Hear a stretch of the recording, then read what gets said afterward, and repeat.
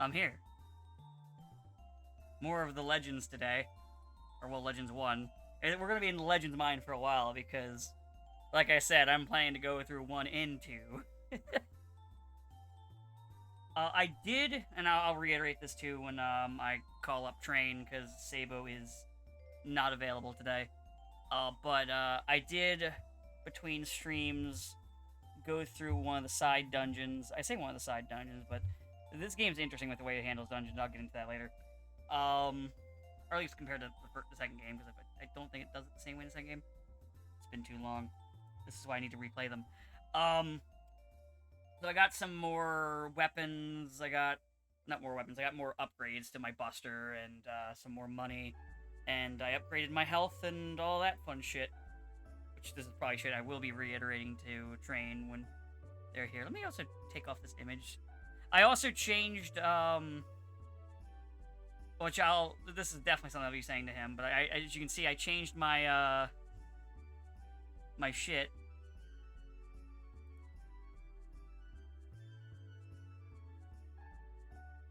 But, I think that's telling me the session time.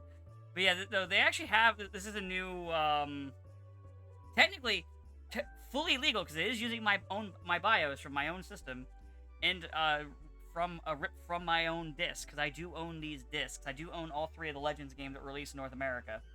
Because there was that one phone game, I think, and there's the demo disc that was only in Japan, which got, like, some unique content to it, but, I don't have those. Anyway, let me, call up Train, because he's the only one who's alive. The others were lost in the war. There it is. Blech.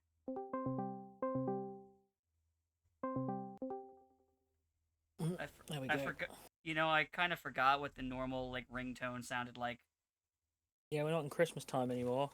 Yeah. Also, let me. There we go. Just wanted to do a quick adjustment, but so this might actually work today because I changed from PCX to Duck Station. It's the Alright, Mega Man Legends, that's what we're doing. Yes. For some reason I had it in my mind that we were playing, like, something else. Yeah, we're gonna be in the Legends mines for a while, which for me is great. Also, some other things that are different. So I did, between streams, I did go to a side dungeon, collected some resources, got a Buster upgrade, upgraded my health a little bit. Fun stuff like that. And also, I now have this set up to play on a PS2 controller, so now it feels just like how it always did. Well, that's good. I'm glad. You can hear the enthusiasm in my voice. I'm so excited, and I just can't hide it. I reckon I could probably hide it. So, how are you doing? Oh, you know, bearing up under the enormous strain. That's fair. What are you doing here, kid? Oh, no. Oh. It's one of those weeks where nothing happens, but also nothing good happens. nothing that can be discussed on air. Yeah, I mean... Or at least nothing that's worth discussing, really. I mean, my Also copy of Trails Beyond Horizons came in, but came in too late for me to actually play. And also, I'm kind of like playing through Hollow Knight for the first time, so I'm kind of thinking I might just finish Hollow Knight first. Yeah, I got a friend who, they finished, Hollow Knight, the original one recently, and now they're playing Silk Song. I've told you my thoughts on the original Hollow Knight, so... I don't really have much to add other than I didn't really care for it. Yeah, I mean, so far it's alright. I did set up my, actually I'm gonna lower the game's volume a little bit. I did set up my, my games of the year list, so I do have that ready to go in a little bit. And I do have Metaphor installed to start playing that pretty soon. Yeah, I very nearly bought Metaphor a couple of weeks back, but it was in January. It was in like one of the sale periods. That's fair. I actually did. And then I didn't. Pick up and give another shot to. Oh shit, my shield is broken. That's. Oh no, it's fine. I did give another swing at Shinobi with a different mindset after a friend recommended it, not knowing that I tried to demo and initially bounced off of it, and I'm enjoying it so far actually now.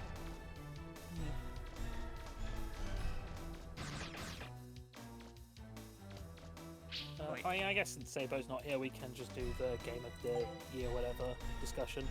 Yeah. I'll just pull up the list, by which I mean look on Wikipedia for gaming in 2025 to remember what came out, because... Meanwhile, I got like a notepad and shit, but then again, that's how it usually goes. Normally I do it, but then also like... oh no. I'm also just fucking lazy. What do you want from me, man? $7. If I wasn't so lazy, I'd punch you in the nose. If I could fly to America and punch you in the throat. You are lazy, right? Oh, forget about it.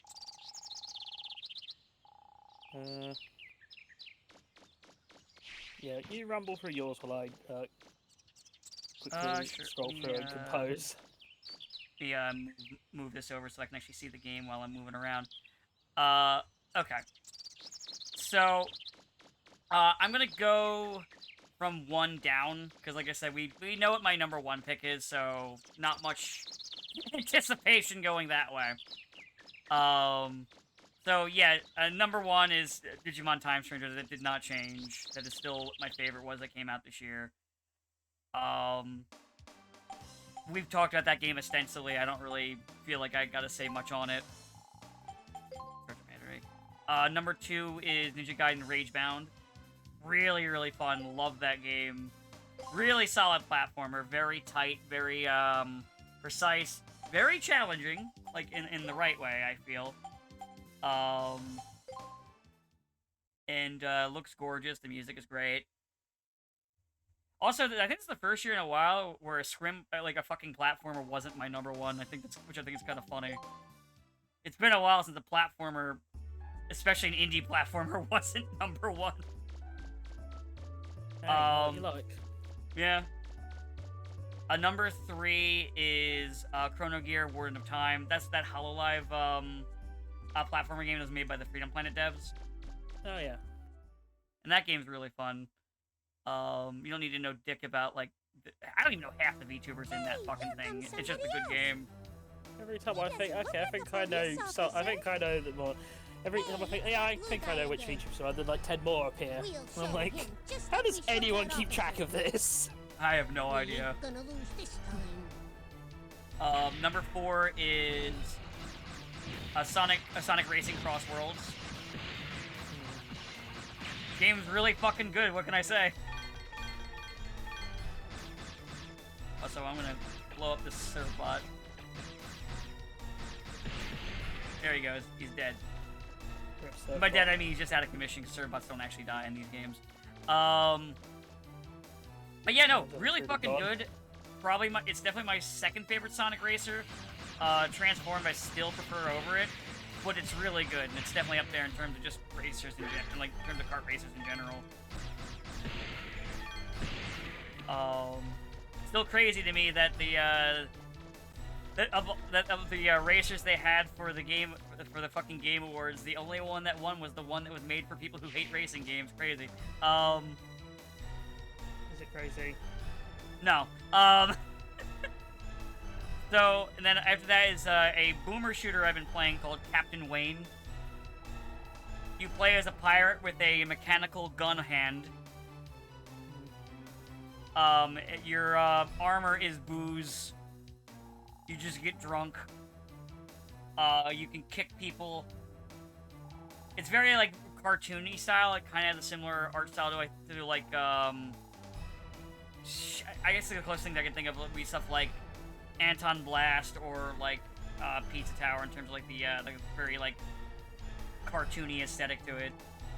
There's a cop in it who looks like Inspector Gadget. You have to fight him in a boss fight, and he can like turn into liquid. Okay. But yeah, it's a fun boom shoot. Then there's Nitro Express, which is like this 2D run and gun game, but like it's one that uses kind of like a more like slower pace kind of physics to it. So you get like stop, reload, shoot. You gotta kind of aim only in one spot. It's pretty good. It took me a little bit to get used to, but I really liked it.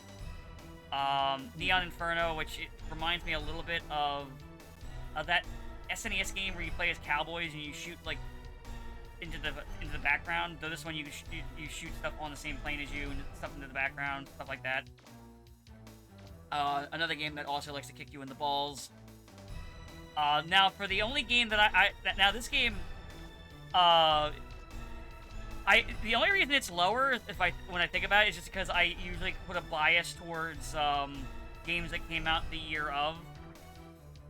So that's the only reason it's right here is FF7 Remake. Because the reason why I think it would be higher if I didn't do that bias check on it is it does have my favorite combat system for an action RPG. Because it feels the most like, an RPG still. Yeah. Like it definitely like mixes and merges the two genres better than like most games I've played to do this. I mean, oh fuck, right, that did come out this year. This is a lot of how much I care about that game. And then Rise of Ronin. Well, I know the Rebirth technically came out this year, but I haven't played it. Well, last year, but I didn't play it yet.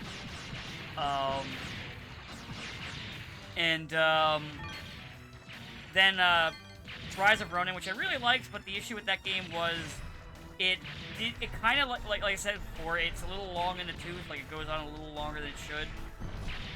I still beat it, played through it all the way. The final boss fight's really fun, and I love the concept, the fact that you make your own Virgil. Like, Virgil looks like how you made them, and it's really neat. And, but yeah, overall the game was really good. I enjoyed it. And then, last is Once Upon a Katamari. Really good, though it suffers from the issue that every Katamari sequel has of, I go, this is pretty good, but this, points at the original Katamari Damacy, this is just perfect. This is brilliant, but I like this.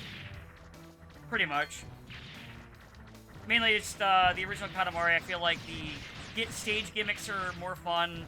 I enjoyed the writing of the king more because he's so fucking, like, he's such a, he's still kind of weird and a little bit of a dick, but he's not nearly as much of a prick as he was in the original game.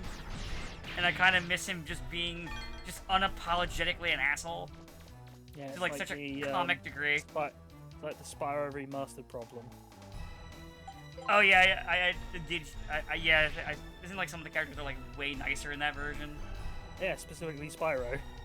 Ah.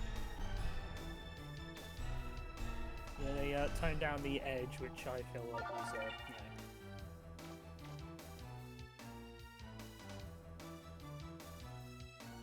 What do you want? $17. Is that your list done then? Yeah, I do have some honorable mentions. Visions of Mana, which is another action RPG. I really liked it. The combat system is pretty good. The story is pretty basic, but it's definitely what I would consider a... If you wanted to get, like, a kid into the genre, I feel like it's a good pick. Because it's got, like, a twist to it that, like, a lot of, like, kids probably won't expect. But it's, like, not, like, so intensive for them. Like, it'd definitely be a good pick for a kid. And I think the combat system is pretty fun. Characters are a little bit light, but like I said, it's a good starter point, I think. Suit for Hire, which I really liked. Outer Worlds 2, which I liked, but it just wasn't as good, in my opinion, writing-wise, as Outer Worlds 1. And then the only other game that was from a previous year was Jedi Fallen Order, because I actually really liked it. Yeah, fair. And that's it. Unless you want me to give a dishonorable mention to Ninja Gaiden 4 and just make spit noises, that's about it. I mean, you can. Ninja Gaiden 4. There we go. It's a Ninja Gaiden game for people who don't like Ninja Gaiden, As I said, I've got. but my also don't like list. Platinum games either. Yeah, I have my list more or less organised. All right. So I think I'll go bottom up because I think that's more fun for me. That's fair. The only reason I Well, did it also- that way was because, you know, I screamed what my favorite one was multiple times. Yeah. So I think bottom for me, or like number 10. I'm gonna cheat. I'm gonna put. I'll say actually cheating for number 9. Number 10, I'm gonna put Shadow Labyrinth, which is that like gritty, grimdark Pac-Man Metroidvania. Oh, that was actually... I didn't know it. I forgot about that game, honestly. Yeah, I did too. I sort of did too. But I mean, it's kind of one of those things where I just think the concept itself is like laughably perfect. That I think I'm probably giving it more points because otherwise it is just kind of like a bog standard Metroidvania. You know, you've played one, you've sort of played them all. This one just has like the tint of being. What if Pac-Man was Edgy. What if Pac-Man was a 90s anime? Including the cute girl characters, of course. But yeah, you gotta have those. But yeah, I mean, otherwise it's like, you know, fine, nothing wrong. And then for number 9, I'm going to cheat. I'm going to put 2 games because there's really very little difference. I'm going to put Marvel Cosmic Invasion and the Power Rangers beat 'em up because it's fundamentally like, yeah, they're both just like 2D side-scrolling beat 'em ups that are, you know, they're perfect for what they're doing, especially like Power Rangers post like the. I heard that patches the that fix updates. it. Yeah, I heard that the updates fixed it up because I played it pre-patch and I ended up returning it because I fucking did not like it. But I did hear they Yeah. fixed it up. Yeah, the patches did improve a lot of stuff. But I think part of the problem is they're both like very much reek of the the TMNT game did really well. Let's just do that. And I don't know. I think Shadow's Revenge just has like greater everything compared to those 2 games. You know. Yeah, I'm Better not surprised. presentation, better better level design. So it's kind of one of those like, yeah, they're both like functional at doing exactly what they're set out to do. So that's why I can't really separate them. So I'm technically having 11. Especially games on considering my one of them list. is by the same devs too. Yeah, but it's like, yeah, they're not quite as good as Shredder's Revenge, which is gonna get like the obvious comparisons. Probably, honestly, what happened behind the scenes is probably they had a lot more, the devs probably had a lot more control on what they wanted to do or wanted to do with the Turtle game versus the Disney-owned Marvel one. Yeah. The next, so number 8, I am going to put Death Stranding 2. Funky I Fetus don't know. Part 2. Death Stranding is a complicated series because it is like, while the core gameplay loop is fun and I do enjoy a lot of the extra stuff added, there are also the fundamental Kojima-isms about the game that like will bother me and continue to bother me and annoy and are fairly annoying. I think there's also a lot of like fumbles with the story that I'm not going to get into because, you know, people care about the story of these games, even though they're bullshit. But you know, I but can't how say will I you did. become Princess Peach? But I mean, there is maybe a worse moment than that where some dude literally does just say "kept you waiting, huh?" and he's wearing the snake bandana, and I'm like, I hate this and I hate everything. And yes, I know the ship looks like the fuck is Metal Gear Rex's head, and I hate it too. I didn't even know that. I didn't even look at anything of that game. Yeah, it's real fucking egregious. Because I didn't really care for the first game, so I just did not, like, pay attention to it. I mean, that's sort of the problem with Death Stranding 2 overall, and I feel like I'm being much more negative to this than games that I ranked lower than it, but, you know, I feel like everyone has sung the praises of this fucking game that it can deserve to No, take a few I hits. get it. It's like... So, like, a lot of times if a game I don't like... But that's the one you like. Well, but a lot of times if a game I don't like is one that, you know, a lot of people don't like, I don't really talk about it much, because a lot of times I have nothing to add, there's nothing interesting to say. If it's a game that is popular, or well-liked, I then talk about it more, because I have a lot more to say, because people typically aren't talking about it in any way other than positive. I think what bothers me about Death Stranding, both 1 and 2, because 1 also features it, is it very much reeks of Kojima, who spent years saying, man, I want to get away from Metal Gear and do my own thing. And then when he's got away from Metal Gear, he's still continuing to just do Metal Gear. Yeah, Like, I can't really say because I bounced so fucking There's hard just off. so much Metal Gear in it, either, like, directly or indirectly. And it's like, I don't know, man. I thought you wanted to be done with this series, and you made it seem like Konami was, like, forcing you to just keep making more Metal Gears. And it's like, no, he just wanted to make Metal Gear, and it's the only thing he really wants to make. Because, you know, I liked his stuff that wasn't Metal Gear. Like, I love Zone of the Enders. I wish he hadn't cancelled it, because his team was bad. Anyway. Zone of the Enders is really fun. Alright, so now we're on to number 7, which I'm going to put One Piece Pirate Warriors 4, which did actually technically also come out this year because it got re-released and it's the first time I played it. I mean, also, the thing is, like, well, I mean, each of us can have their own rules. But like I said with mine, my rule has always been, for mine, is, like, I had to have first played it this year. It could have come out in the fucking 80s, for all I care, as long as I first played it this year. And then for, like, remakes, my rule was always, like, it has to have something to it that makes it different enough to count. So like, yeah. We both gave I think both when Shadow Generation dropped, we both had that on our list. Yeah. But I mean, like, I think I justify that because like the Shadow Generations half is like its own. It's like its own game. Yeah, it's like a 5-hour campaign, which for a platformer is about average, like 5 hours for like a Sonic platformer. And Sonic games are built to be replayed over and over again. So yeah, One Piece 4. It's kind of like, I don't know. It's one of those things where it's not much to say. I like One Piece, and Dynasty Warriors is like a good like background sort of game to play. Yeah, like. It sounds really weird, but it's like, yeah, there's just nothing really extra to say. It's Dynasty Warriors. No, I get it. Hell, I'm excited for this year. They're making a remaster of Dynasty Warriors 3, which is a really fun Dynasty Warriors game. And then for number 6, because I am actually going to put Daybreak 2, Trails through Daybreak 2, which kind of makes me sad, but it just sort of goes to show like how much that game kind of disappointed me. Yeah, because I remember like before it came out, you were like, that was your shoe-in, or at least you were going to be like top game of the year. I remember saying, oh, I think this year will be like top 3 will be all RPGs, and now, you know. Here we are. Yeah, I kind of said a lot where I just feel like it's a game that is unnecessary and just as a time waster, which, you know, we don't feel like if it's like you know, Sky 3 or Trails into Reverie, then like fine, you can have your like game when you're like trying to set up for the next big storyline. But you know, this is the storyline.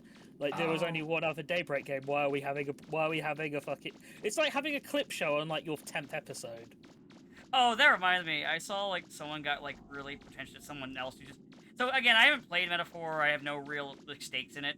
But they were getting like really pretentious for someone who just liked that as their like one of their favorite RPGs.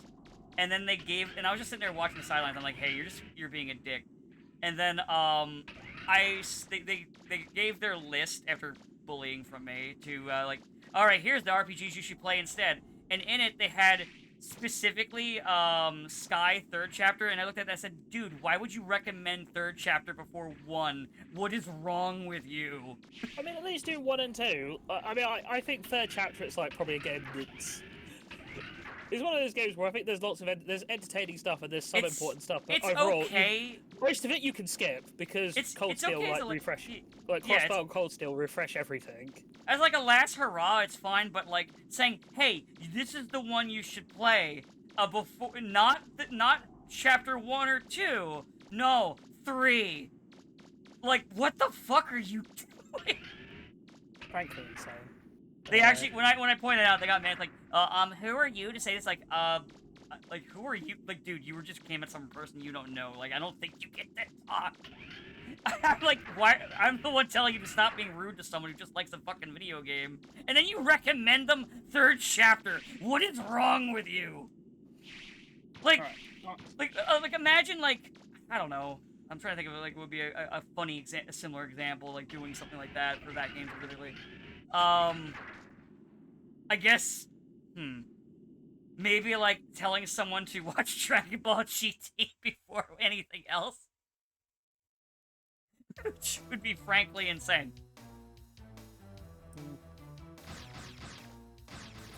Sorry, number 5. Tony Hawk's Pro Skater 3+4.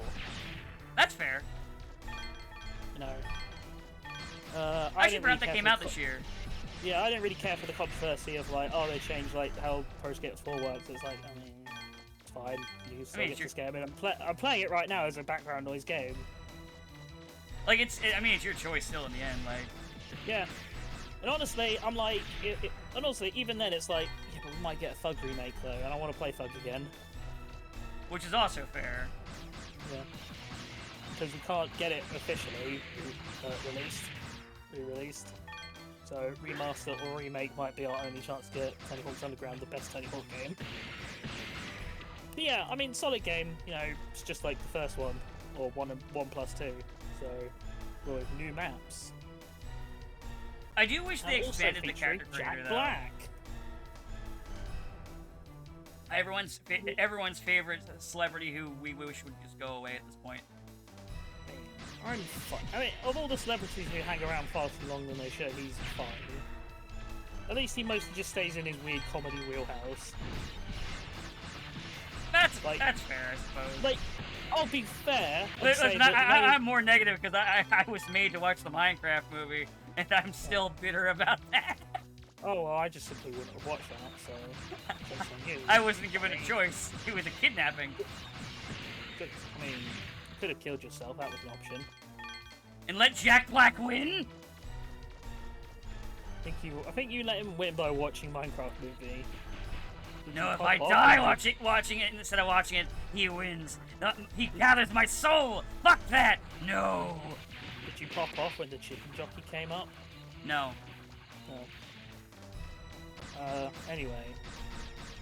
So number 4, and I kind of ummed and ahed about like how this top 4 was going to break out. I'm going to put Super Robot Wars Y. That's fair. The only reason I didn't put Robot Wars on mine at all is because I played only a little bit of it. So it's going to probably more likely be something on this year's list rather than last year's. I think Y was always going to have a bit of a problem in the sense that it's trying to follow up. It was like, there was a big gap between it and the last game, 30. And also B, like 30 is maybe the best Super Robot Wars in recent memory. I do like the main main characters are okay. Yeah, I mean, it's a ninja robot, they so serve their cool. functions. They're fine. The ninja mechs are cool though. I mean, I'm just happy with the series we got. I wish we got more, as always. So, I know it's kind of every time a Super Robot Wars is on the list, we talk about like all the things. So I don't know what else to say other than Super Robot Wars is good. Thumbs up. Anyway, piss people off. Number 3, Expedition 33. I haven't played it. I got nothing to say. I mean, I'll be perfectly honest. I am technically docking it points for the AI thing, and the AI thing is not even a real controversy. It's just kind of it's just a shitty thing to do. And in a contest of like, well, there were 3 games that all had a viable chance to be number 1. It's like, well, you want to dock points somewhere, right? Yeah, no, I get it. It's kind of been talked about. I mean, once again, what more do you say about Expedition 33? It's got great music. It's got great acting. It's got again, really it's that thing that plays really good. I do want to get it. I just haven't yet. Yeah.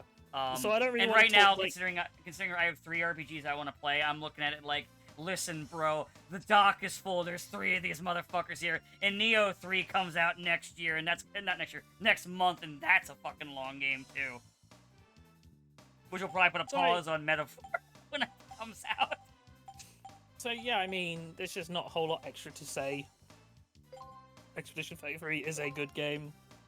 You know, by all rights, it probably should be higher than 3, but you know, various things, the minor controversy, it being like getting like every other award in the world, which isn't like a fault against the game. That's people being, you know, cheap.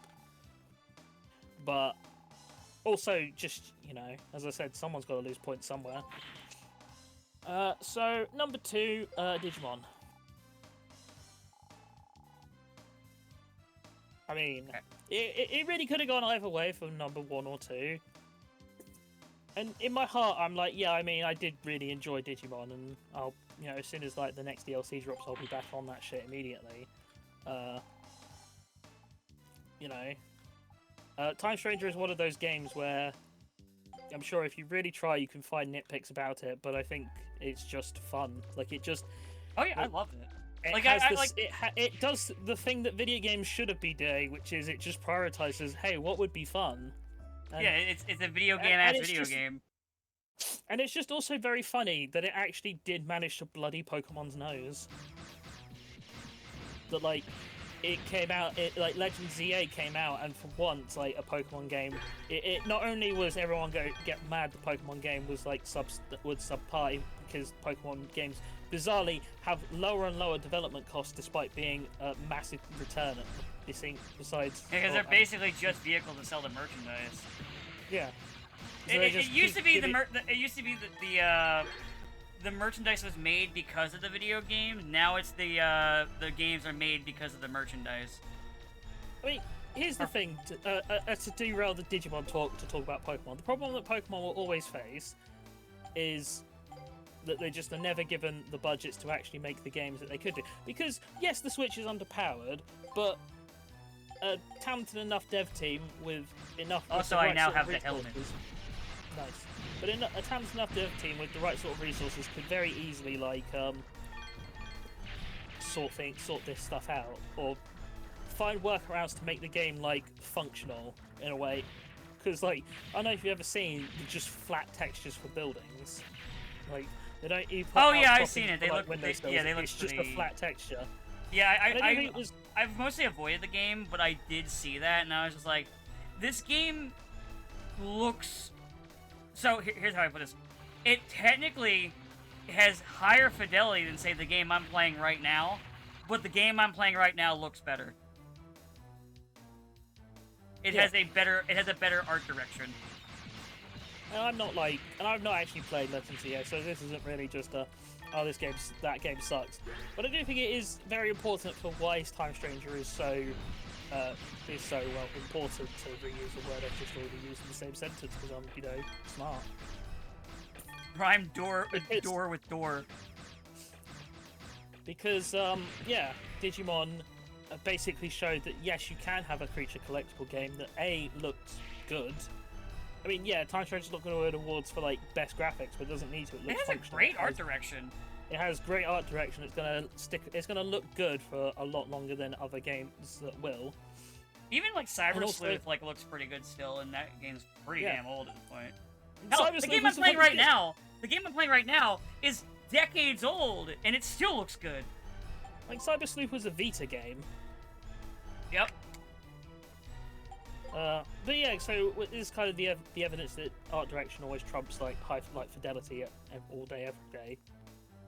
But yeah, Digimon is a good game that managed to bloody the nose of Nintendo in a way that I genuinely thought might have got some form of repercussions, like the good old days when Nintendo used to send people to Sega to threaten them or kidnap their sisters.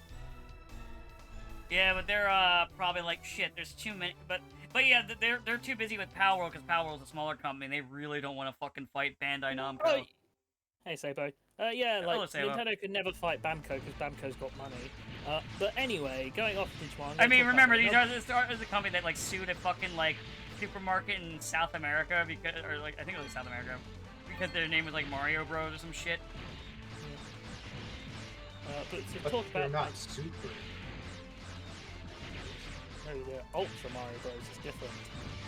Well, what the courts found was basically, like, it's not a video game, shut up, is pretty much what they found. Yeah, basically, I think they've basically been like, there's no possible way they could confuse your products, then shut up. That was in the old days. In the new days, they probably would be able to get away with suing them. No, this actually happened, like, only, like, around the same time they were fucking with Power World. Remember, it was another country, it wasn't America. Yeah. But yeah, my number one game is, surprise, surprise, Silent Hill F. Shocking, I know. I'm Also, shocked too. Also, Teasel's here. Say hi to Teasel. Bye, Teasel. Bye, Teasel. Also, Sabo, I got the strain to work just by switching it into an emulator that works better. And I can play on a PS2 controller now. Be careful and don't be fooled by his size. Hooray. He's already beaten Bond and Tron. Let's do it. Yeah, I mean... Legends. Yeah, we're still on Legends. We'll be here for Yeah. a while, I think. Legends is well, we're gonna be doing both 1 and 2, and they are not long games, but they're not short either. So we're gonna be here for a few months. Though I might, starting next week, start like a little earlier on the stream, like start maybe at like 1:45 or some shit. Mission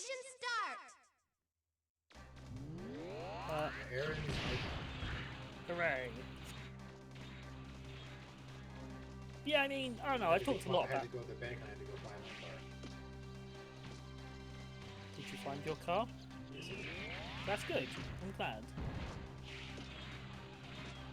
Yeah, I mean, I have talked to death about Silent Hill F, and honestly, I think that's kind of what swayed it to be #1.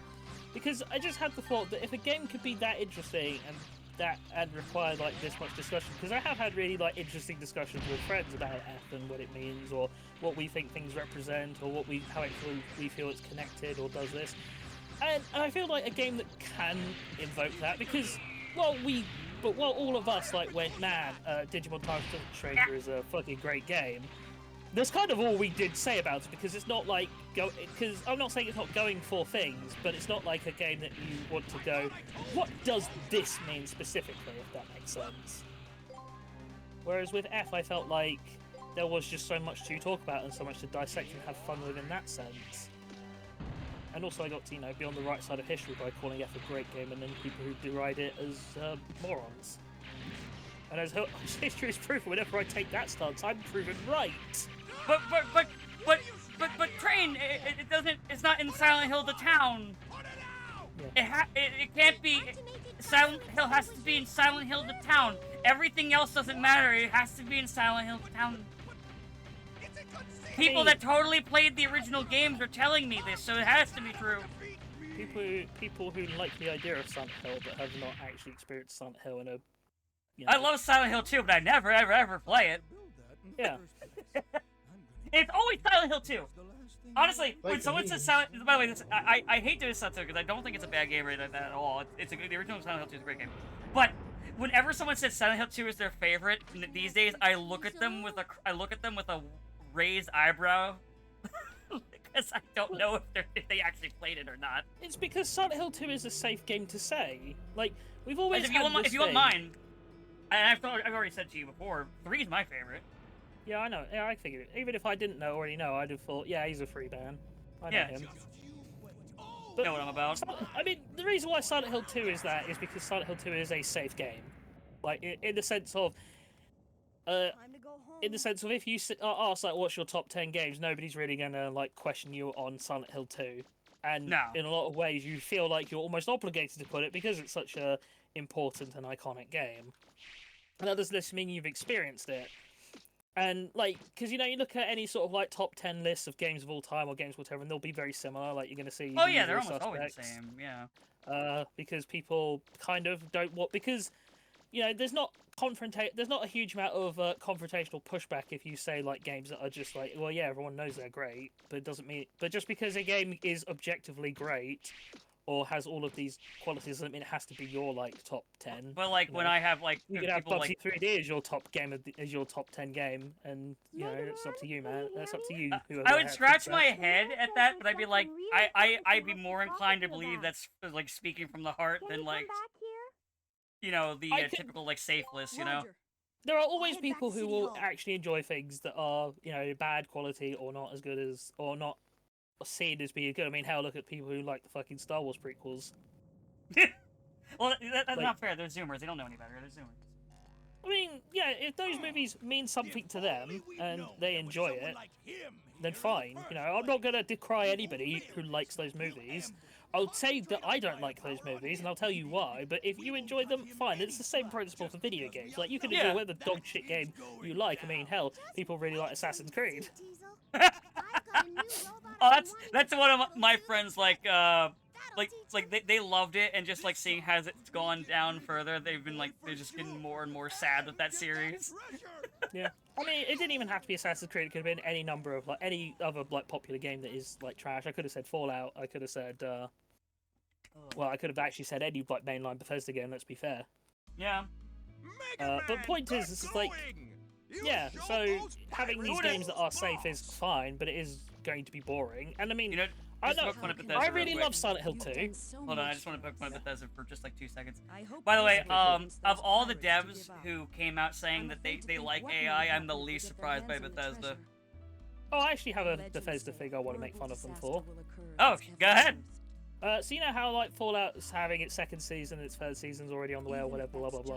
Yeah. Because it's all New Vegas shit. Todd Howard decided to come out and do an interview where he praised Obsidian and say, well, no other team could have made New Vegas. I'm like, yeah, why don't you pay them for it then, you fucker? Right. Say, yeah. You pay them. If you loved Obsidian so much, why didn't you pay them? Why did you fuck them over? Why did you directly fuck them over? Because there was a loophole in the contract that allowed him to fuck them over, and he took it. Yeah. So then, how can you sit there and expel their tell everyone their virtues as a game developer and how much you love working with them and blah blah blah, when you deliberately fucked them over and didn't pay them what they were owed? I mean, you fucking cunt. And I just wish more. I just want more interviewers, whenever they do these things, just have the audacity to just go, yeah, but why did you fuck them over then, you cunt? Because he could. Those exact words. You could very well be like, oh, they did great work, I love working with them, but I'm a greedy son of a bitch, and I had the opportunity to screw them, so I did. But I'm not going to pay them. And I'm not going to pay them, and I'm not sorry for it. But I did think they were very good at giving me. They were very good at giving me cheaper labor than I should have.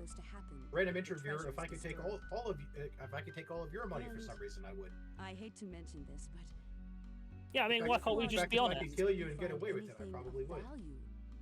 It would mean a lot to us if you could donate it to help with the restoration of the but yeah, so I think Silent Hill 2 is an amazing game. You know, I think it deserves all the praise it gets. I don't know if I put Silent Hill 2 on my top 10 list of all games of all time. Oh no, even so I've been slowly whittling at a top 100, and the Silent Hill that got on there was 3, obviously, because I just mentioned before that was my favorite one. I think for the shooters that got on there so far, I think the most oh, that's a choice that people would put on is probably Doom 2016. But then I have shit like Serious Sam. Oh wait, no. My most obvious choice would be stuff like Doom 2016 and Halo, not Halo, Half-Life 2. Halo's not on there at all. And then there's a Serious Sam next to above them like a weirdo. I know what I would put, but honestly, my first initial thought was Time Splitters 2. That's fair. But yeah, that's my point, is that you can look at the merits of a game and go, yeah, this is a good game, this is a great game. You can look at the impact it's had, and then it's like, yeah, but it doesn't mean I'm going to to me, it's not like a game that I understand the impact of say Mario 64, and I get it. I still don't like that game. Yeah. It's not without its charm. Oh, no, like I said, he knows that it is a game that is it's super important and has its charm, and obviously has a degree of quality that can't be denied just because of everything that it accomplished. But it doesn't necessarily mean that the game gelled with him. That's all he's saying. Yeah, because I didn't really care for the level design. I just didn't find it really fun. I found it way too open, which are similar issues that I have then go into the future with Odyssey, where I feel like everything's too open and I just don't really find it engaging because of that. It's an issue I have with a lot of big open collectathons, where I might play them for a little bit, but a lot of times I'll bounce off of them versus say stuff like Mario Galaxy or Hat in Time, which are a lot more condensed in what you do, or Ape Escape, which might have big sprawling maps, but they are individual maps that you interact with set pieces. I mean, I can tell you exactly why. I can tell you the exact reason why you're okay with Ape Escape, even when it does have really, really big sprawling maps. Monkey Radar. That's true. It does have the monkey radar, because I can always be like, "Where's the monkey?" All right, he's over here. Monkey radar is no literally joke, there's genius. Probably in the footage of the times all the times I played through the Ape Escape games and recorded it, you can probably see there's an exact point where I'll step into a new room, pull out the radar, and then rotate my stick around the entire room and then continue moving. Yeah. I think that solves a lot of the big collectathon map problems, because then it's there's nothing more frustrating when you're like, where do I need to go? and it's not like immediately obvious, then and before people start talking about this is why we need yellow paint and whatever, but you know, you can just also solve these problems in the game by having stuff like a monkey radar. Like, it's not hard for me to find stuff, like, in, like, say, like, even, like, in, say, like, stuff like Banjo or stuff like that. It's just, like, I just get bored at the area-to-area gameplay of it, where I'm just like, yeah, I just get bored. It's like, I want to do something else. I want to play something more engaging to me. Hell, like, this game is fairly open that I'm playing right now, but, like, I still enjoy it. I think it's engaging. I like the environment. I like the setting, the combat system. And I don't think everything's too spread out to where it's an issue. Right now, I don't have the hover shoes, so it takes me a little bit longer to get to places, but, like, this area is smaller, so it doesn't matter, you know, in the early game to me. It doesn't bother me. And then in 2, you just get the hover shoes right off the jump. Like, they're just like, yeah, we made it bigger, so here, have the hover shoes to begin with. And they're still not, like, insanely big. The other thing I've been doing off and on is at the weekends I'm doing a Baldur's Gate 3 co-op playthrough with a friend. Oh yeah, you were talking about it before. Yeah, so I've gone the druid angle because, you know, druids are stupid and fun. And I got to demonstrate to him why I went it, because we finally got to level 6, so I got Owlbear, and then I stuck Gale in the party so he could cast Enlarge. Yeah. See, that's the magic of it. See, like, that I love that. I'm not a 5e fan, but I do like that you can still do like that kind of like tabletop stuff. Like, just become Big Bear, make it Bigger Bear. Honestly, if it wasn't for the fact that I don't really like the dialogue choices for it, I would have gone Dwagar, because Dwagar as a race or species, whatever the correct terminology is these days, get a unique ability to once per long rest have an Enlarge as a spell. So you can combo that shit, and that's fucking hilarious when you're just like, I'm a bear, now I am a bigger bear! But yeah, it's fun to do the co-op playthrough. I think Baldur's Gate 3 is one of those games where I'm like, even while we're like just about the end of Act 1, about to get into Act 2, I'm like, I almost want to start like another solo playthrough to play alongside this. That's fair. But it is a really good game. It is really good. I haven't actually finished a single playthrough. Like, I always get to like near the end and I'm like, don't know what to do. That happens with a lot of people. I think of those kind of games, like the only ones that I've like beaten at any point, like those style games, are like the original like Fallout games, but they're not like that long. Wasteland 1 and not 1, 2 and 3. Actually, no, I don't think I beat 2. So, but Wasteland 3 and Pathfinder Wrath of the Righteous, which I fucking love that game. Hey, look, a nerd. And I had this weird thing where, like, my other friend group, they just still saying, like, one of them's like, oh yeah, I always kill Shadowheart as soon as I can, or I always kill Gale or whatever. I'm like, I don't want to kill any of them. I like them all. I like all the party members. I mean, the one streamer that I make fun of, he's like, he killed Shadowheart immediately because, like, he was, how dare you push me. That's one of my friends' like favorite character. To be fair, they have killed Shadowheart in playthroughs where they've done like monster playthroughs, but like, man. Man, if you're doing it for RP, I mean, like he killed Shadowheart like the second he met her. He was like, damn, holy shit, just immediate gunshot. Immediate, like, I hate this woman and I'm going to kill her. Why does your friend hate women? Why does your friend hate women? Is he an ice agent? He loved Lizelle. He just hated Shadowheart. I always find it funny because one of them's like, oh yeah, she's racist against Lizelle. And I'm like, motherfucker, every single Gith Yankee is racist. Yeah, they're all. That's their thing. Like, literally all of them. Especially Lizelle. How can you be mad that she's racist against Gith Yankee when every single Gith Yankee you will meet for the entire game basically thinks that you should die? Even if you're not a Gith Yankee yourself, Lizelle will teach you like shit until like a good bit into like her, like I'll just say socially for the lack of a better fucking word right now. Yeah.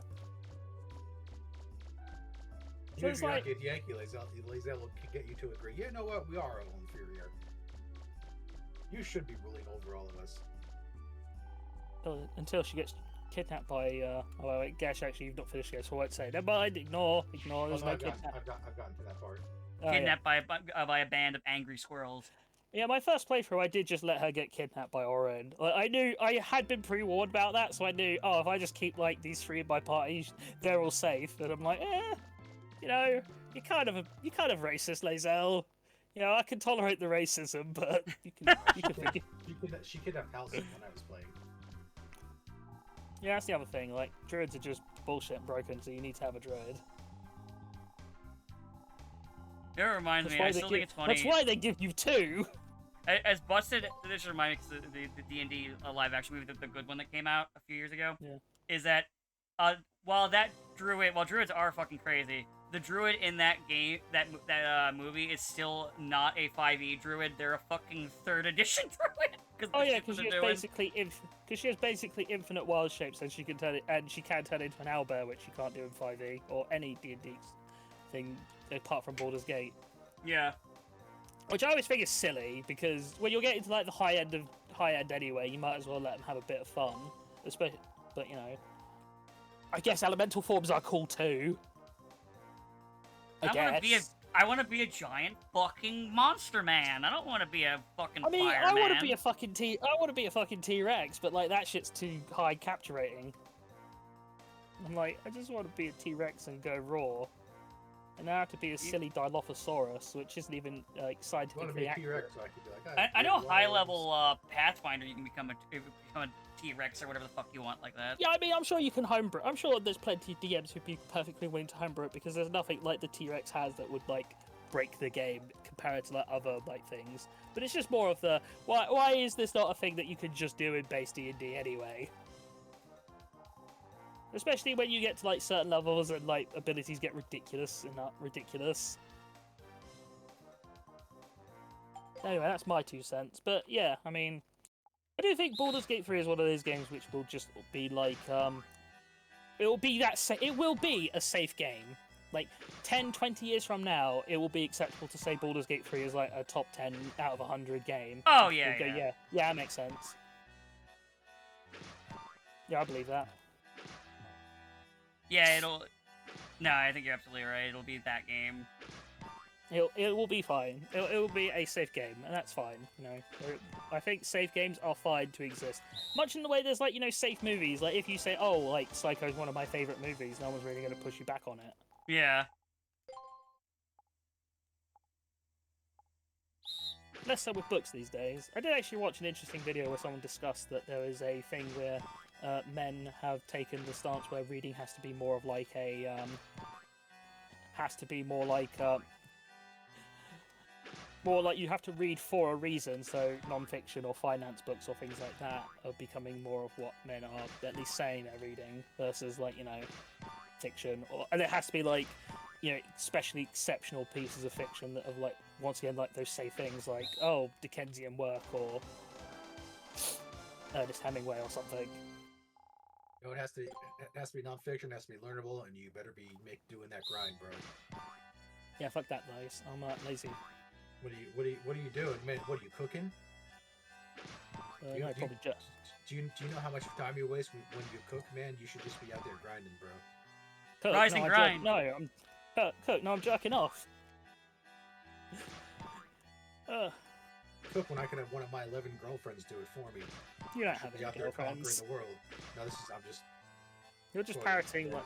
Yeah. I'm just parroting random podcast bros. No, I don't have one girlfriend. Never mind 11. Yeah, I know. I know the type of parroting. I don't think they have girlfriends either. I mean, they maybe have escorts, but I don't think they have girlfriends. That's not true. I'm sure some of them have some people who can find them, who can find their wallets appealing.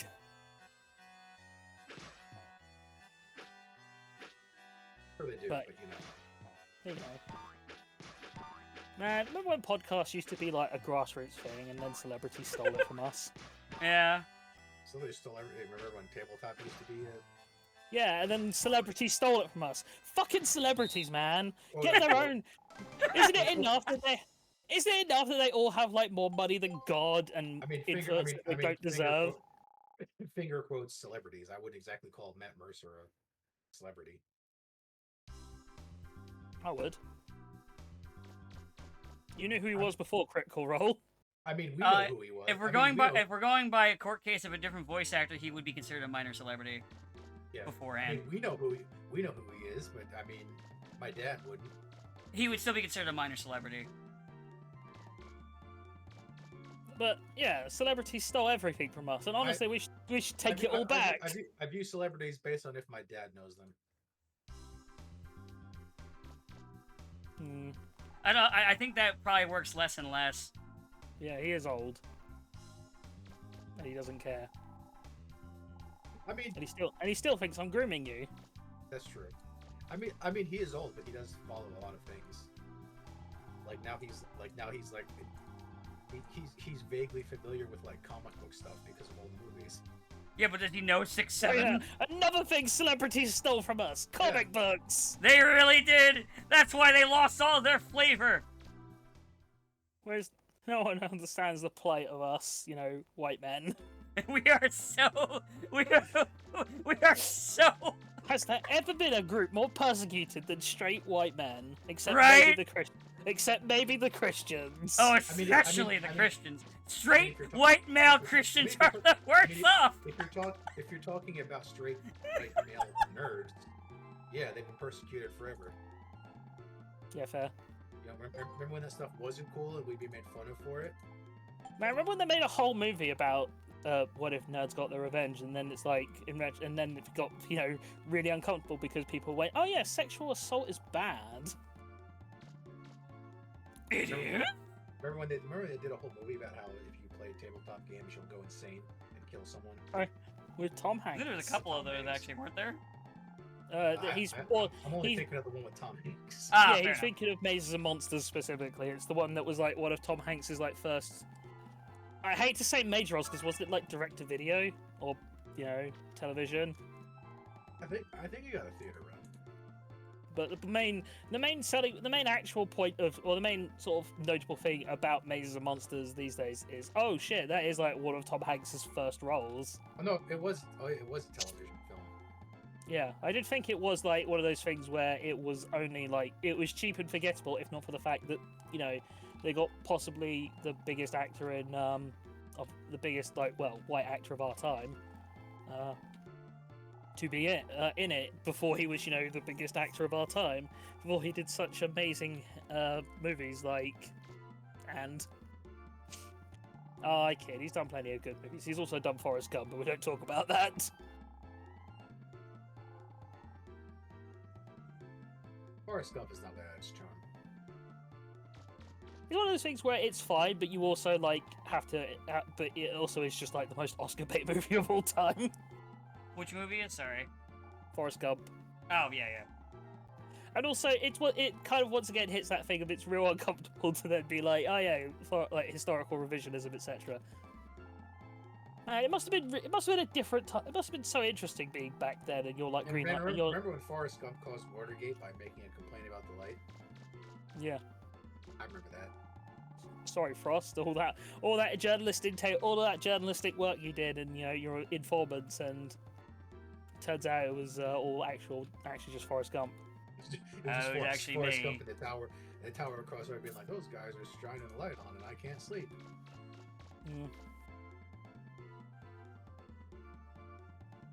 Deep Gump. Don't like the sound of that. But yeah, What? I mean.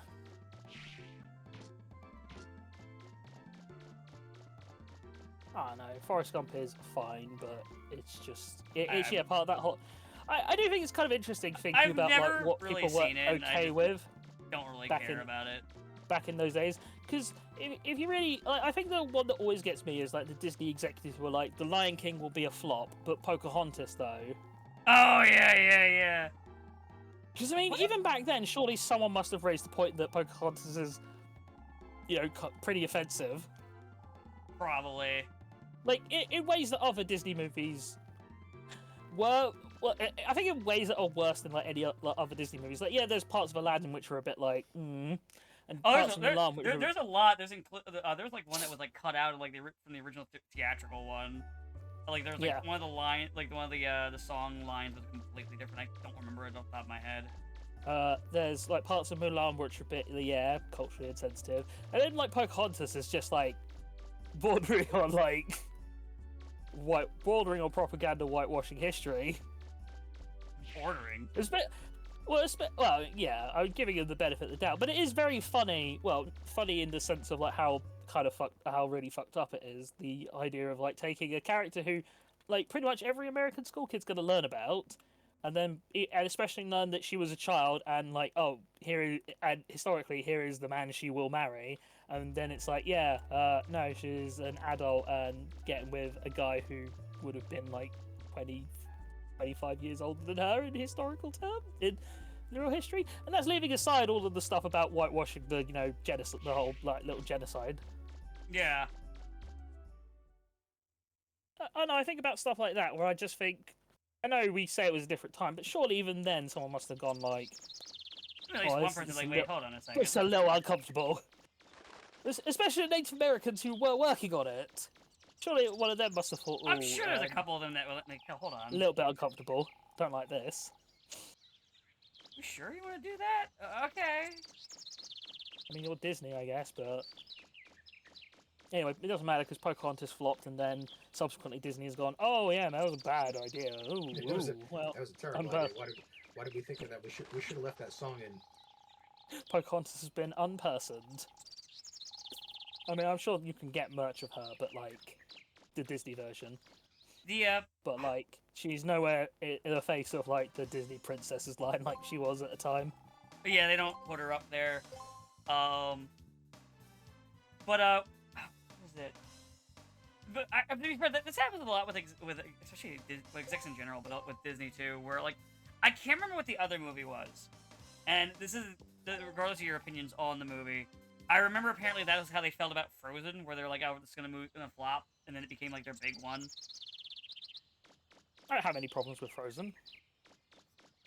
Frozen's okay, I just, But, it's one of those things where there's like functionally nothing wrong with it, but also like it's not a film for me, so I'm not going to pretend like there's functionally nothing wrong with it, but other people killed it.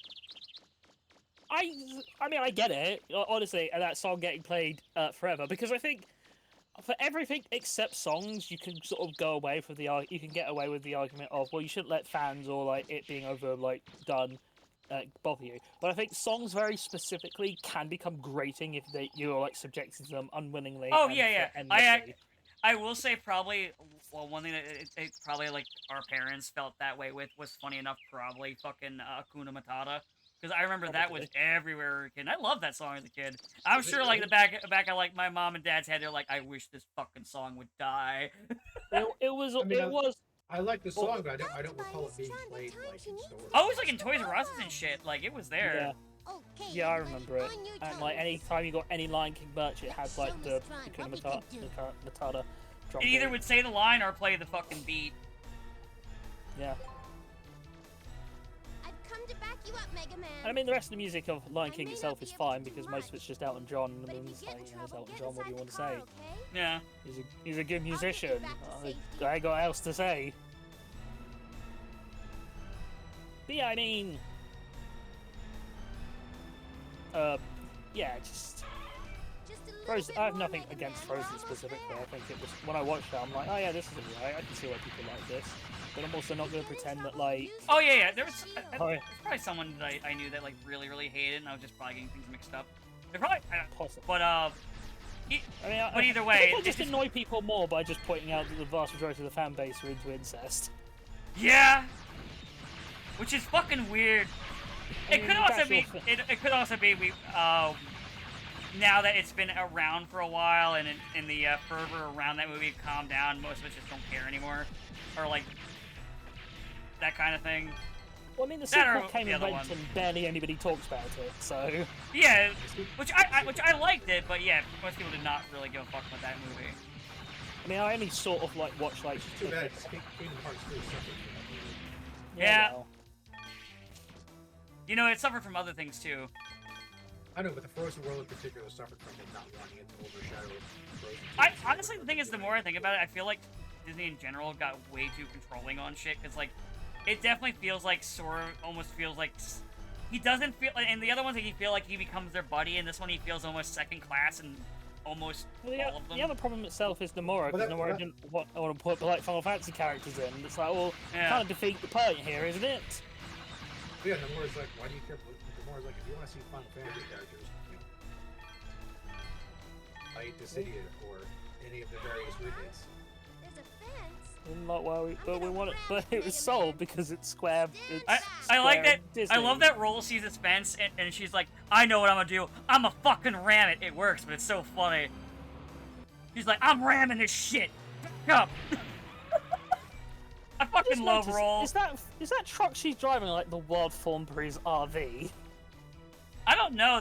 We found this truck broken down and she fixed it up. I mean, it does look a bit like it from what I remember. From which one again? The Wild Thornberry's RV. It kind of does, now that you say it. A little bit. I can see what you're saying. I can see it. Are you saying that the previous owners was Nigel Thornberry? Yeah. Before he died in the Cataclysm. Sorry, It's the only thing of his that survived. Actually, the reason why the Cataclysm wasn't worse is because Nigel Thornberry saved many of our lives. I can only hope so. I believe it. Nothing beats a Thornberry! Wild Thornberries was a fun show. Yeah, it was. I mean, I think it's one of those like Nickelodeon shows that's probably better. That's better than some of the ones that became super popular. Like, yeah, most things are better than Rugrats. Yeah, of the Klasky stuff, like Thornberries is the one that I liked more. Rugrats is like, I think some episodes are pretty good. I think some of the adult writing in the early stuff is pretty fun. Yeah, we But, kind of like, said that. Like, It's I think eh. I think the line that Stu delivers that I'll always remember it, or that happens, is Stu, why are you making pudding at 3 in the morning? And it's like, because I've lost control of my life. And it's like, that's just too real. Yeah. That's a good line. That'll sit in my head forever. I'm not Stu sits in my brain forever. Most high-level refractors are protected in some kind of... And then also... I was thinking You'll Barnaby have Jones. to look for the control console and deactivate the I never saw shield. little Barnaby Jones again. But yeah, Rugrats was like what I call like perfectly fine. Like watching Arnold again, I'm like, man, this show is so fucking good. I see why I stuck with the show for so long when it was on TV. I never got to mention the reason that actually sold me on getting Jedi Fallen Order. It's because I found out DC Douglas and Invader Zim's voice actor were in. Oh yeah, because he does like a voice like this little shit. Yeah, he voices the stupid frog guy, but it's not. Yeah. Wait a second, that's Zim, and Pox from Destroy Humans. But, you know, it's Zim. Looks like the starter's missing. It's And I guess probably Raz from somewhere nearby. Psychonauts, You'll you have to know, find mentioning it. other popular stuff he's done because he's a prolific and talented there voice might be actor. more than one I starter guess. too. I'm nothing against him. Anthony, I know, I think it's Anthony, and I never remember how to say his last name. I always want to say Horowitz, but I know it's not. Horowitz. That is an author of a series of young adult books from when I was a young adult. Back when I was young. I'm the oldest one here, and I'm doing this joke. When I was a young warthog. Bring it back then, Lion King, yeah. I mean, that should have. Weird to say that movie obviously is like super impactful and has done a lot, but I can't say it was like a defining thing from my childhood specifically. I would say I think like I have a Hercules strong memory for it. Actually, you go first. Sorry. I was gonna say I think Hercules is like the Disney Renaissance movie I think of or remember more. / have more interest in watching. But that was also because it's just basically Superman, as we discussed before. And we both love Superman. But only when he's allowed to be Superman, not when he's like the shit they were doing for so long. Yeah, not when he's murderous. Oh yeah, I rewatched Thor Ragnarok. Not when he's murderous and Jesus at the same Did you time. find anything? Speaking of things I don't I'm like, picking up a I rewatched Thor Ragnarok. That must be the starter. What? I thought Why that was would your you do favorite this? one. Keep looking. Because There's a friend wanted probably to, a because he few was more like, lying hey, I around remember it somewhere. being good. And we'd watched Civil War. And it wasn't as good as we remembered. He was like, let's try Thor Ragnarok. And then we did. And it's like, oh, wow, this movie sucks. The people... I guess we all were lied to. I guess we were all having like mass delusions because fuck me, does that movie have like literally no genuine moments because everything is undercut by a stupid joke? By a joke, I'm yeah. like, you know, I'm fine with films being comedic and having Hell, like, there's a lot of weird- comedy weird in like the Superman movie, but and it's having also like weird still slash genuine. But you do need to actually have your emotional moments mean something by just letting them breathe instead of just being like, well, I've had a heartfelt speech about how much I think you're my brother, Loki. Yeah, well, I've just farted. I mean, not an actual line, but basically could have been. It's like they're allergic to having an actual moment. That's the problem with the MCU in general. And then I thought about it, and I'm like, wait a second. Both Clancy Brown and Sam Neill are in this movie, and they're fucking wasted, and what a goddamn tragedy that is.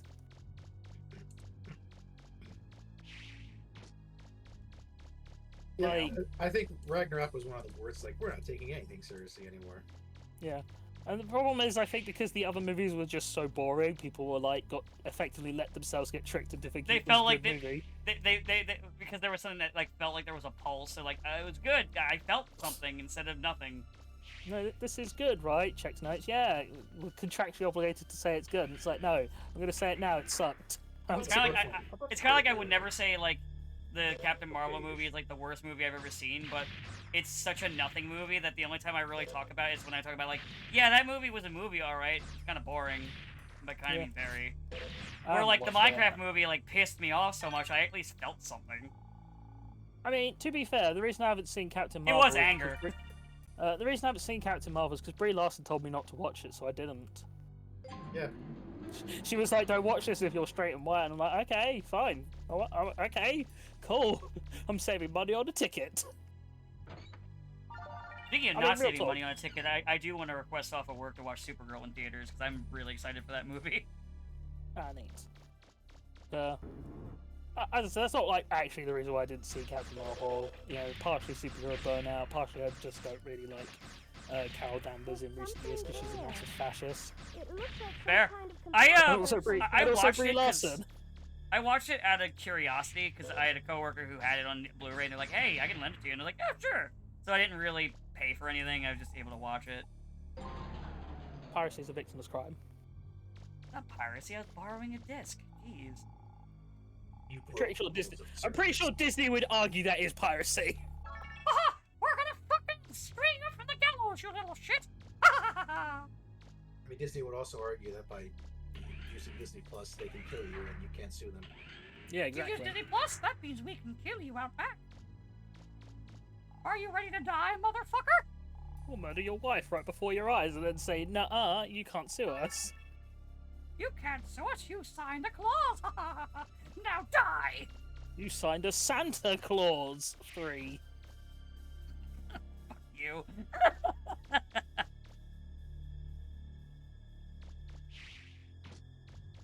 But, Not Santa Claus the person, Santa Claus the clause. yeah. The Santa Claus.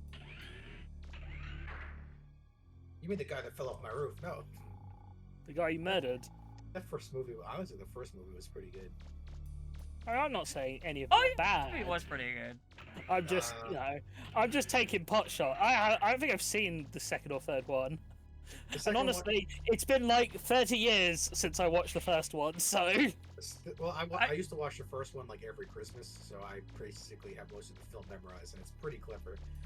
The other two, not so much. Yeah, the other ones aren't very good. The first one is pretty good, though. The second one is imagine- okay-ish. The third one is awful. Man, imagine pitching that where you're like, yeah, we're gonna make a movie where Tim Allen kills Santa Claus. It turns out, Dark. turns out it was all part of Santa's plan. Yeah, well, Santa just sitting there like he's Gendo I'm going to take myself out and make you Santa Claus. My curse is now your curse. Ho ho ho ho ho!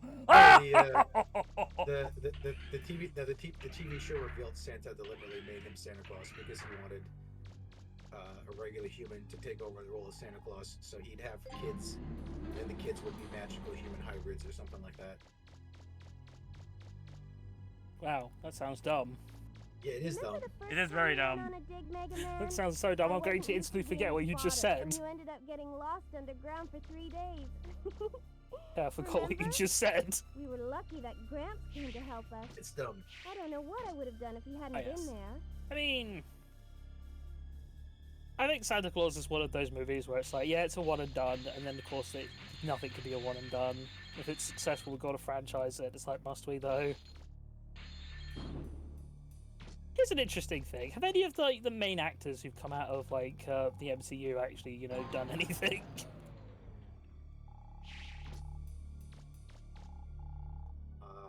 I mean, Chris Evans got to hit the highs of being in Red One.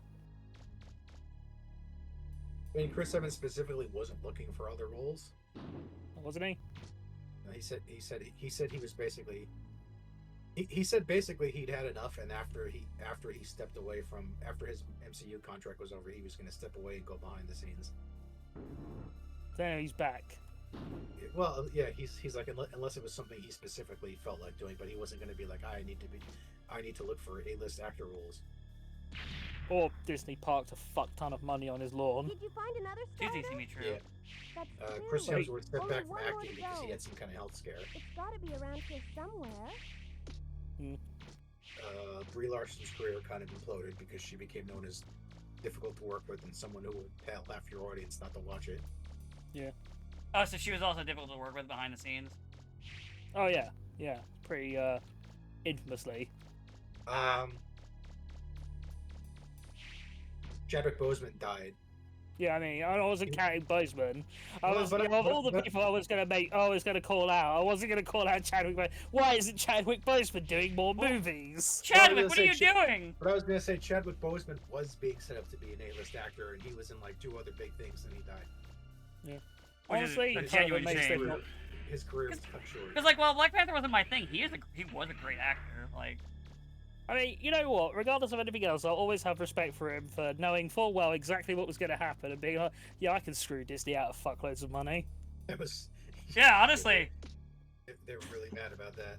Yeah, you know what? No matter what anybody says, a lot of things could come out, and I'll still be like, yeah, but he did like intentionally fucking screw Disney over and get paid for doing it. He really was a Chad. Honestly, he's a bigger hero than Black Panther ever was. I don't think he was trying to screw them over. He was just like, I want this role. It's probably going to screw them over in the long term, but I want to be played. He's not like, I'm going to get this role. And you know what? That's still fair. That's still fair and valid and real. He's not going to be like, I'm going to get this role and it's going to become a hit and I'm going to become their new face character and then I'm going to die and spite them. I don't think he was planning that far ahead. I think he was just like, I have cancer, will probably be dead within a decade. But you know, I'd still respect it though. Like just wanting to play. It's like, I like this character. I want to play it. So can we prove can we prove that it wasn't all according to cake though? I suppose. What if 2 things were true? Have we considered? Like what? You just want to say? I just want him to be like, he's got some fucking secret file that's been hidden away now that just says my evil plan. And it details everything. Like, I will first make my appearance in Civil War, where I will become the breakout character, and then I will get my own movie, and then I will leverage that to get other movies, and then after being in the biggest seller in the biggest movie there will be, right when Disney is going to be in need of having more people that they can use as their face characters, because obviously Robert Downey Jr. and Chris Evans will both leave temporarily. Then I will strike. Then I'll just die. It's like, oh, it would be a real dick move to die right now. Exactly. That's how I choose to interpret what happened. You know what? I like that interpretation. Big old notebook that lays out everything. So, I mean, some people think that's why Disney has basically unpersoned T'Challa, rather than recast, because they're just mad at Chadwick for screwing them over by not telling them he had cancer, so they Now could you not should be able cast to him. access the console. You know, you're probably not wrong. I mean, there might be a shade of that, but I think I think it's probably just more of the. As much as I hate to say it, they probably saw the opportunity of, well, we could have the sister be the new Black Panther, and then it's like, DEI, etc. We can have a black woman lead. we have a black woman lead in one of these movies, and then you know, people just didn't care for it. Yeah, it didn't work out so well for him. I mean, Yeah, I can't personally, really having comment never on seen it. the movie and having no intention to see the movie, I blame Namor. Honestly, it's always Namor's fault. Yeah, I fucking hate Namor. If No. whenever in doubt, blame Namor. It's not Namor. It's I forget, but they pronounce it in a weird way, so they can technically claim it's not Namor and have to. Ah, is it? Doesn't matter how you pronounce your name, you can't fool me, you fucking dweeb. I know what you are. And people were like, "Isn't this just Aquaman?" No. I mean, it's kind of funny that Aquaman is a rip-off of Namor, but he's just so much better. You know, before I do that, before I lower that, I want to walk back and go to roll, see if she can upgrade my shoes to have a height. It's kind of like how Hawkeye is just a massive rip-off of Green Arrow, but significantly worse. Yeah. Is he? What Hawkeye ripping off Green Arrow? Yes. So Hawkeye was initially a character that was a minor antagonist to the Avengers. He was And an I do Iron Man mean- villain. And I do... Oh, Iron Man, even more. Yeah. And it's even within that. He starts with an Iron Man villain who like actually really respected Iron Man, and then like some kind of mistaken thing caused them to fight. But his gimmick of being a guy who shoots arrows was like already established by Green Arrow. Green Arrow himself being a Batman ripoff at the time. But I was gonna say, other than both shooting arrows, they have nothing in common. Like Green Arrow is a Batman ripoff. They're both shooting trick arrows as well. In fact, the same trick arrows, explosive ones, boxing gloves, Yeah, at the time... USB Green Arrow arrows. was- So at the time, Green Arrow was very popular. So they're just like, well, we need our own arrow shooting hero. And then rather than make a new one, they just looked over at their Z list and were like, well, literally just grab this one and make him a hero now. Fuck it. Here's how we'll always be able to say that Green Arrow is better than Hawkeye, leaving aside just all the other really obvious examples of why Green Arrow is better than Hawkeye. Like they have better writing, better stories, better Yeah. Leaving aside all of the other examples of why Green Arrow is better than Hawkeye, Hawkeye spent his entire life pining after a woman who does not give a shit about him and getting cucked by basically everyone. And Green Arrow got a tall, got a tall, busty blonde in fishnets. And was like, yeah, I'm done. Who can punch really good? Like honestly, Ollie's living the dream, and fucking Hawkeye and fucking Clint is just a loser. Imagine getting cucked by Hank Pym.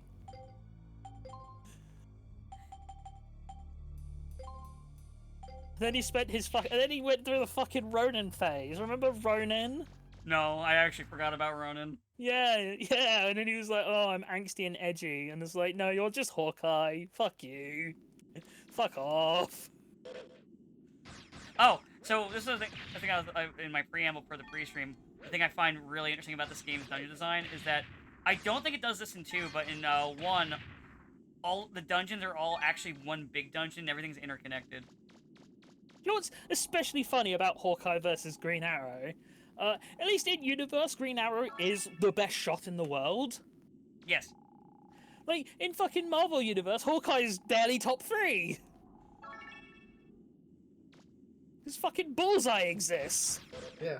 Well, I mean, Bullseye can hit anything that he wants with anything. Yeah, And depending on who's writing that day, he's not even as good as Kate Bishop. It's like student. And honestly, I'd even put Taskmaster above him, because Taskmaster can do aim of Hawkeye and cap shit. It's true. It's like, at least Green Arrow has the excuse of like, well, the only other person who shoots arrow in all of DC, or there's only 2, which is like Malcolm Merlyn, who's a C-list villain at best, and Speedy, who's too busy being high on drugs to be able to shoot straight. Do love cocaine. Also, he branched out to like, oh, I could use an arrow, or I can just,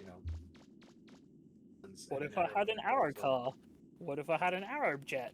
What if I had an arrow giant robot? Whereas Hawkeye has a sky cycle. Ooh, fancy.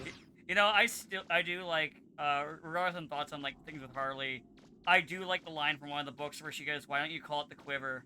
And she's like, "Fuck!" I mean, the greatest line associated with Green Arrow will always be the Arrow Cave. My God, man, have you ever had an original thought in your life? That one's good, and I do think the, call it the Quiver as a follow-up is so fucking funny. And he's just like, "Why didn't I call it the Quiver?" It's so good. I love Green Arrow, but I will dunk on you because it's fun. But I love you, but also fuck you. But you know what? You're still not Hawkeye. Yeah, Hawkeye sucks. Hawkeye always Yeah, sucks. Hawkeye sucks. Fuck Hawkeye. Green Arrow is cool. Yeah, And I maybe it like would the help bully if he Green started Arrow, wearing but it it's out of when love. walking around telling people that they failed the city. Yeah, I mean, that Green Arrow is not cool. What? No, But, no, you know, we're not gonna call him Green Arrow. Call him Bean Barrow because I don't No, fucking no, know. No, we even can get away with not calling him Green Arrow because he never calls himself Green Arrow. He's just the Arrow or the You're right. Hood. He's not Green Arrow, he's the Arrow. Yeah, or the Hood, who's a The Hood. totally different guy. The Bud. Because We're there's gonna that call him point where the there's that point where he decides after like the first season, maybe just killing people indiscriminately is bad. So he's like, I am the Arrow. I am different from the Hood. I have killed, and he is gone now, and he's never coming back. And I am definitely a different guy. And everyone just sort of believes that. I am the cheese. Barely changes up his costume. I mean, he gets like a fucking domino mask finally after a fucking season of just wearing grease paint. Which is so stupid. The grease paint. Yeah, I mean, I hate hero stuff not doing costumes because it's like, well, what's the fucking point, man? It's like, I hate that whole thing of, like, just being embarrassed by the source material you're working with. Like, come on, guys. It's a funny book movie. Do the funny book thing. Yeah. Like we said before, like, the fucking Gun Superman movie is the most, like, funny book movie to ever funny book. Other than, like, I think the only real competition it had, though, was, like, fucking, I don't know, Batman and Robin. Alright, I will tell you the perfect, like, superhero movie. Alright, you ready? Okay. That gets the whole comic book world aesthetic. The opening prologue of The Incredibles. Yeah! That is literally the most comic book movie, the most comic book accurate movie ever, because it gets the vibe and it gets everything. Like, yeah, the rest of the movie, like, obviously, is great. I'm not going to ever say The Incredibles one is like one of the best to do it. But I mean, the opening prologue is like comic book distilled down into film in a way that has never been done before or since. It's technically a deconstruction, but it is also like one of those deconstructions that's good because it's made out of just pure love of the fucking genre. They love superhero bullshit. It's very clear. It's also a reconstruction because while they're doing stuff like no capes and monologues, yeah. etc., there is also the undercurrent that, yeah, being a hero, like, these are the virtues of being a hero, and it's worthwhile to do these sort of things. Like, it is, like, I get what you're saying about deconstructing with, like, monologues and no capes and etc. But man, it's kind of crazy how that movie gets, like, how that movie dunked on so many other movies that hadn't even come out yet. Like, no other movie has done super speed as good except maybe Sonic the Hedgehog. Yeah, and that took us how many decades after that movie? I mean, so Sonic 1 is like 2019 or something, isn't it? I think. God, I'm looking forward to next year with Sonic 4. I want to see more of it because I want to see what they're gonna do, but I am looking forward to that movie. But yeah. So yeah, Incredibles 1, the best to ever do it. Incredibles 2, why did this take 14 years to make? And that's what we got? Alright, sure, I guess. I don't even hate Incredibles 2. I think I've even said before. I just think it's Incredibles 2 is the kind of movie you shit out 2 years after the first one. Yeah, if it came out like 2 years after, I think at the very least, like, you and I would be more positive on it. Be like, yeah, it's fine. You'd be like, yeah, whatever, it's a whatever movie. But the fact it took 14 years and they hyped up that, oh, well, this is a movie that we really had to, like, go into the tank and think about what we wanted to do, and it's like, you just did the first one again. It's just like the first one. But you change the role, but you reverse the in, roles. Oh my god! Anyway. But like the villain's not It's as just well like written. the first one, but more Elastigirl, because Yeah, Oh. women. we know why people were really watching the first movie. Nothing's Yeah, because it's good. That's not why. I love I the mean, some when people he watch it grabbed for the good reasons. I liked when he grabbed Yeah. the refractor shard. He did like the little shifty eyes. I still would love a gif of like Mega Man doing shifty eyes. I should learn how to do it since I have the footage and just make it myself. I'll do it myself, Dan says as he fires up. I don't even know what your editing software is. I have Vegas. I have Photoshop. I got a couple things. You should get New Vegas and then not pay for it. The Todd Howard way.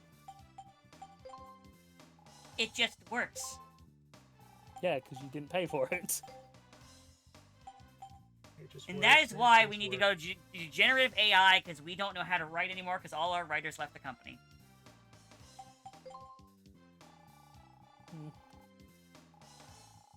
Oh no, man! Anyone who It's the thinks Todd that, like, Howard magic.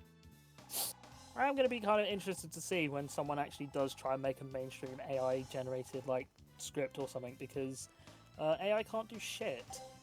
Yeah. Do you know, like LLMs, literally, or I don't know if they can't, if they're not allowed to, but that you are recommended to never actually take a recipe that is produced by LLMs because they cannot fathom they cannot actually. Oh yeah, I think fathom we talked about this before. recipes, yeah, and they the will kill recipes you. are all fucked. Yeah, because I think literally we talked about that last week. Yeah, probably.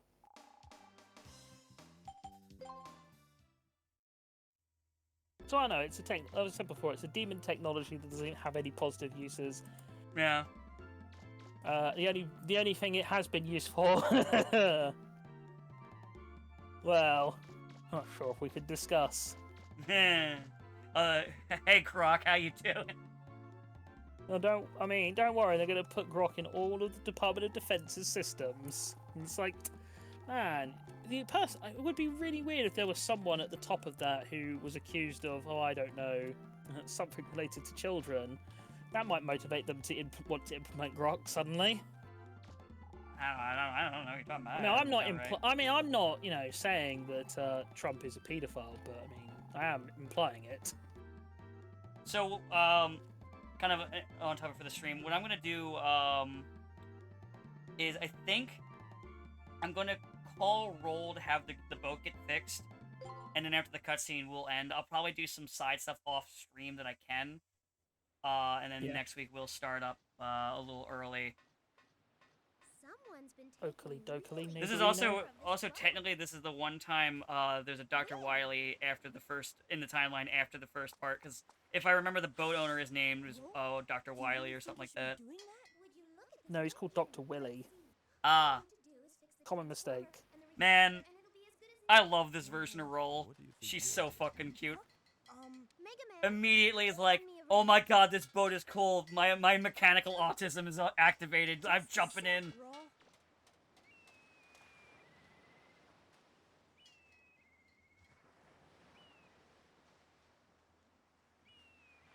But yeah, I mean, There we go, all fixed. Whoops.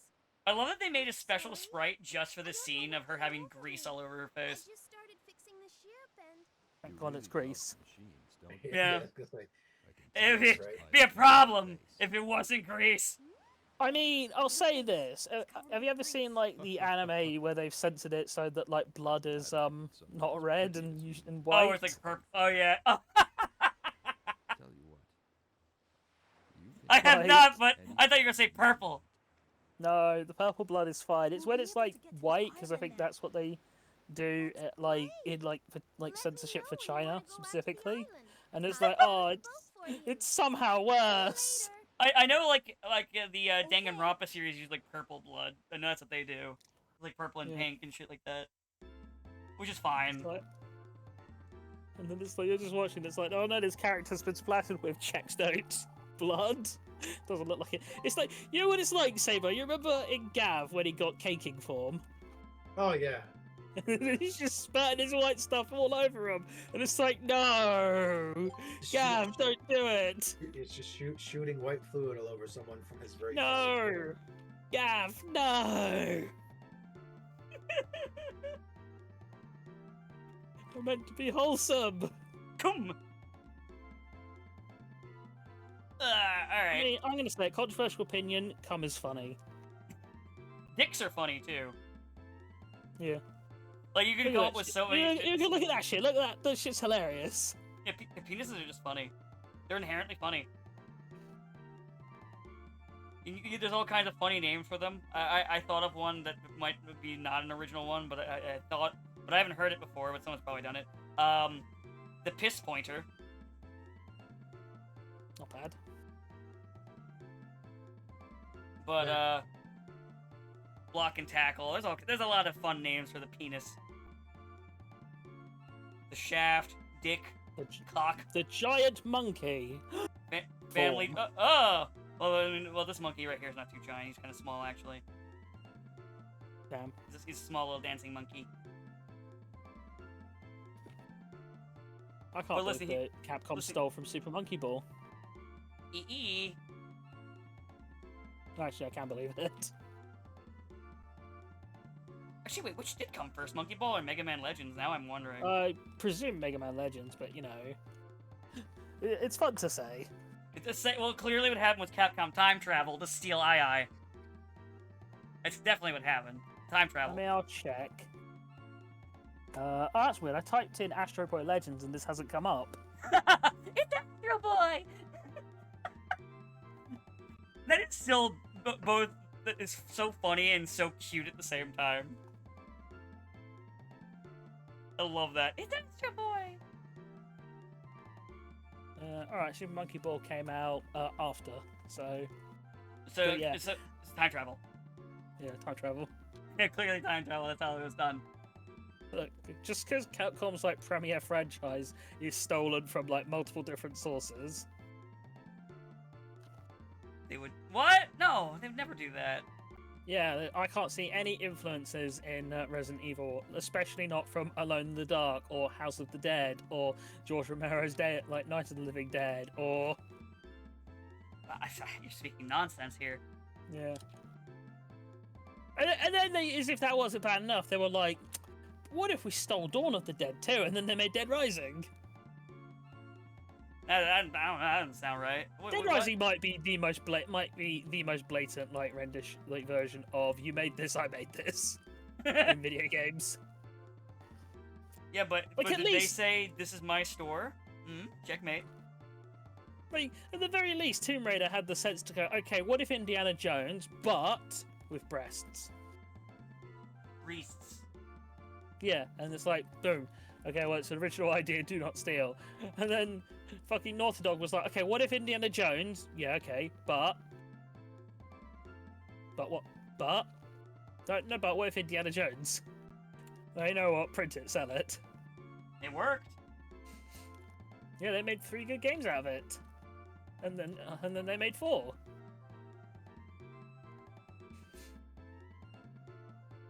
Anyway, I think it's time to leave. It's time to leave before I declare Neil Druckmann as a talentless hack piece of shit. Neil Smugman. Neil Fuckman. Neil